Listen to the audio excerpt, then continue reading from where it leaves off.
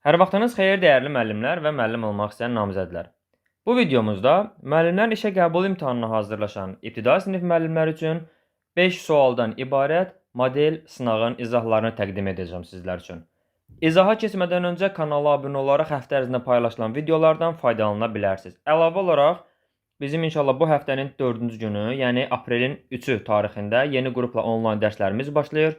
Dərslərimiz həftədə 3 dəfə keçiriləcək.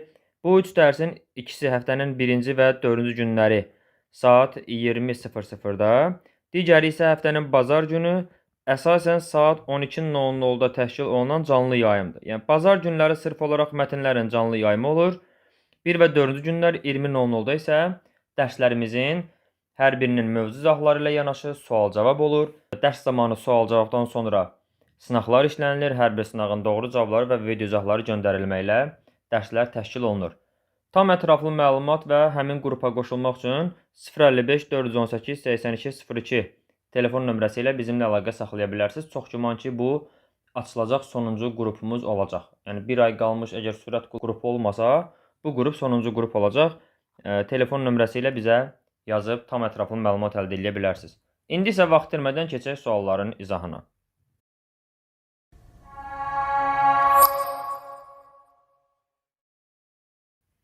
Boşluğa uyğun gələn əməli yazı növünü müəyyən edin. Kitabın əvvəlində kitabda yer almış əsərlərin mövzu, ideya, məqsəd və əhəmiyyətinin qısa şəkildə şərh edilməsi. Kitabın əvvəlində, məsələn deyək ki, biz hər hansı bir kitab çıxarırıq, tutaq ki, müəllimlərin işə qəbulu ilə əlaqəli sınaq test kitabı çıxardırıq və onun girişində bir müəllif qeyd edir ki, məsələn, bu kitab müəllimlərin işə qəbulu və sertifikasiyası imtahanına hazırlaşan müəllimlər üçün nəzərdə tutulub. Əlavə məlumatlar verə bilər. Məsələn, kitabda 40 sınaq var, əlavə olaraq 20 mətn var. Bu tipli məlumatlar kitabın əvvəlində qeyd olunursa, biz buna deyirik annotasiya. Cavabımız D variantı olacaq. Davam eləyək ikinci sualdan. Verilmiş cümlədə hansı dəyişiklik edilsə, ədəbi dilin normalarına uyğun cümlə yaranar. Onların nicahı iki düşmən nəsli birləşdirdi, onlarla insanların ədavətinə son qoydu. Deməli, nicah sözü dilimizdə var. Bu baxış deməkdir. Bir də nikah sözü var. Nikah isə bu bax dini nikah mənasındadır.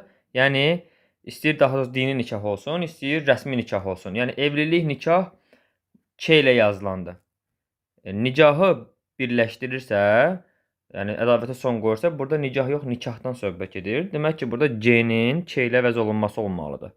Sözlərdən birini cümlədən çıxarmaqla, mürəkkəb cümləyə çevirməklə, hərf dəyişikliyi etməklə, belə hərf dəyişikliyi C hərfi K ilə dəyişməlidir. Cavab C variantı. Konkret tarix əlavə etməklə, durğu işarəsini cümlədən çıxarmaqla. Doğru cavab olacaq C variantı. Davam edirik növbəti sualdan. Yaxınlaşdıqca və məhsuldarlıq sözlərinin fonetik xüsusiyyətlərində ortaq cəhət. Əvvəla sözlərin tələffüzünü yazaq. Yaxınlaşdıqca olacaq. Yaxınlaşdıqca. Daha sonra məhsuldarlıq sözündə olacaq tələffüz məhsuldarlıq formasında. Cingiltili samitlərin sayının eyniliyi. Deməli, Y1 X çardı, N 3 Ş çardı, D 4 X çardı, C5. Oldu 5 cingiltili samit.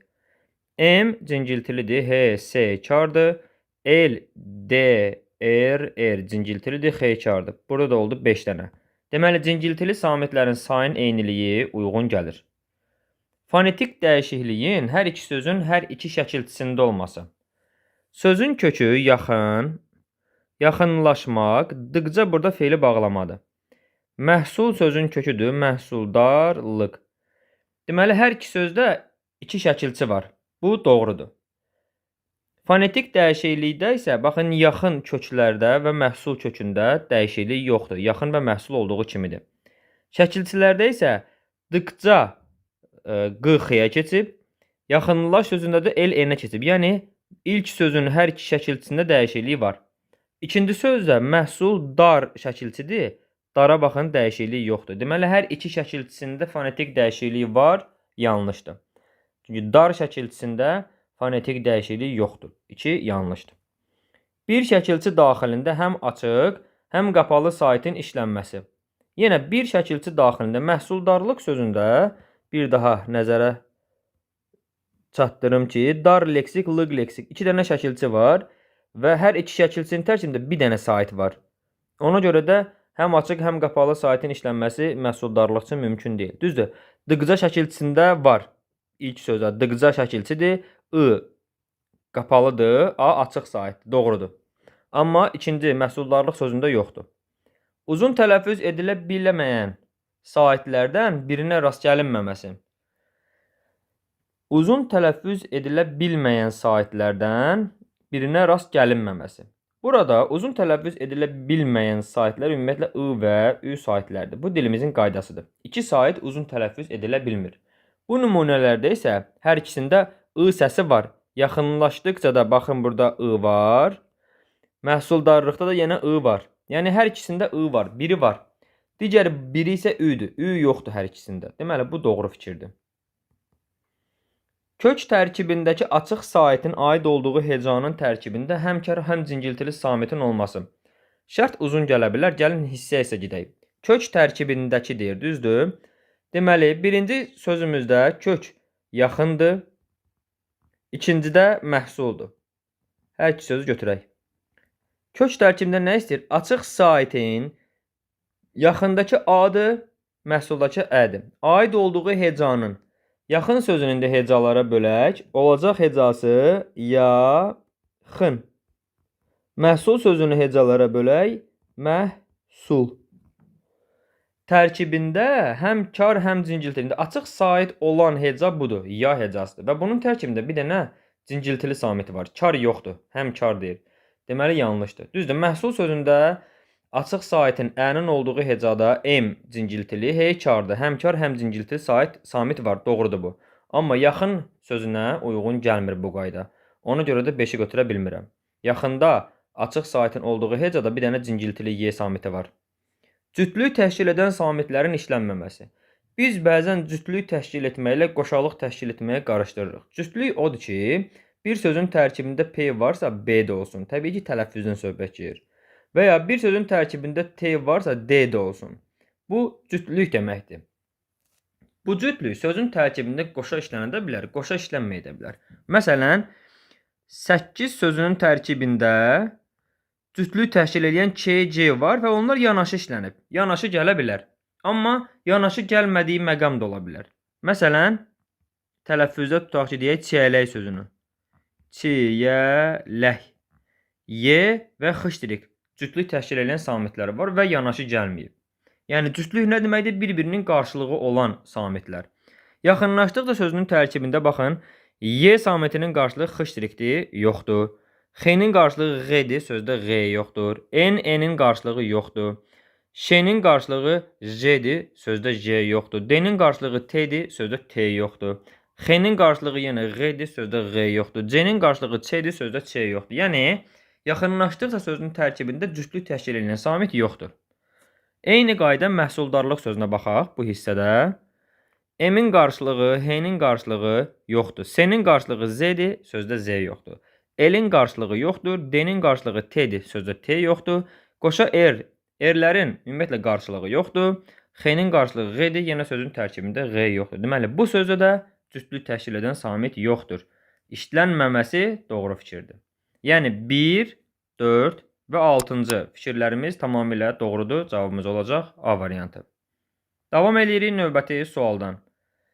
Növbəti suala keçmədən öncə qeyd edeyim ki, bizim onlayn qruplarımız 3 aprel tarixində başlayır. Həftədə 3 dəfə olacaq. 1-4-20-00, bir də bazar günləri sırf olaraq mətnlərin canlı yayımından ibarət təşkil olunur. Qeydiyyat üçün 055-418-82-02 nömrəsi ilə əlaqə saxlaya bilərsiniz.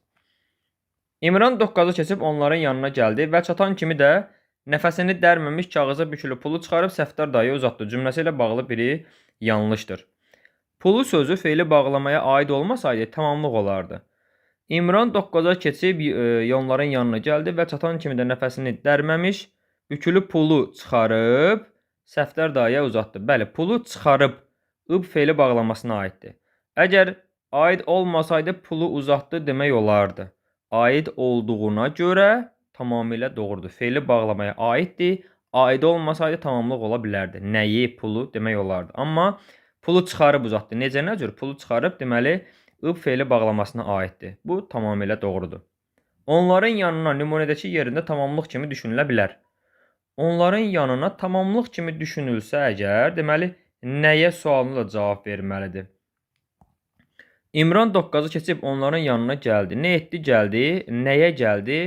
Sizə nəyə gəldi demək olarmı hansısa variantda? Və ya haraya gəldi? Onların yanına. Təbii ki, onların yanı bir məkanı ifadə eləyir. Nəyə gəldi demək olmaz burada. Yəni tamamlıq kimi düşünülə bilər fikri səhvdir. Səhvi istəyir, elə B bəndə doğru cavabımız olacaq. Nəfəsini cümlədəki yerində tamamlıq ola bilməz. Nəfəsini dərməmiş, kağıza bükülü pulu çıxarıb, yəni nəfəsini dərmədən. Burada fe'li bağlamaya aiddir. Ona görə müstəqil tamamlıq deyil. Tamamlıq ola bilməz, tamamilə doğrudur.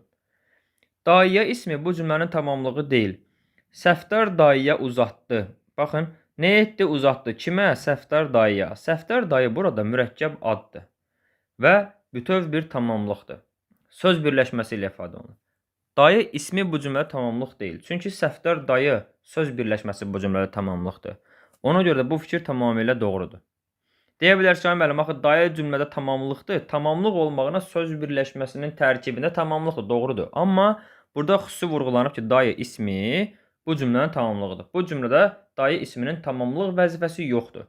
Söz birləşməsi, yəni mürəkkəb adın tamamlıq vəzifəsi var. O mürəkkəb adın tərkibində işlənib dayı ismi. Bu formada o deməkdir ki, müstəqil tamamlıqdır. Ona görə də tamamlıq deyil fikri tamamilə doğrudur. Kağıza ismi bu cümlənin tamamlığı deyil. Kağıza bükülü pulu çıxarıb, uzatdı. Burada da kağıza bükülü pulu çıxarıb fe'li bağlamasına aiddir. Ona görə də müstəqil tamamlıq ola bilməz. Bu da doğru fikirdir. Düzgün cavabımız burada olacaq B variantı. Davam edirik 5-ci sualdan. Hansı cümlədə tez-tez sözü zaman məzmunu bildirmir?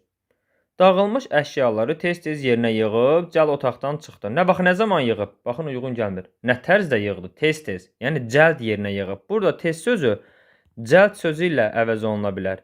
Tərz bildirir. Elə cavab A variantı olacaq. O tez-tez son günlərini yadına salır. Nə vaxt, nə zaman salır? Tez-tez. Burada zaman məzmunu var. Ata tez-tez övladlarına dünya nemətlərinə çox uymamağı tövsiyə edərdi. Nə zaman? Tez-tez. Bizim tağım döyüşdə tez-tez qalib gəlirdi. Nə zaman qalib gəlirdi? Tez-tez. Əsl püstü ağacıdır. Bundan yaxşı püstü ola bilməz. Özü də onu tez-tez sulamağı, nə zaman sulamaq lazımdır? Tez-tez. Baxın, hər birində zaman məzmunu bildirir. Amma əşyanı tez yerinə yığmaq burada tərz ifadə eləyir. Ona görə doğru variantımız olacaq A bəndi.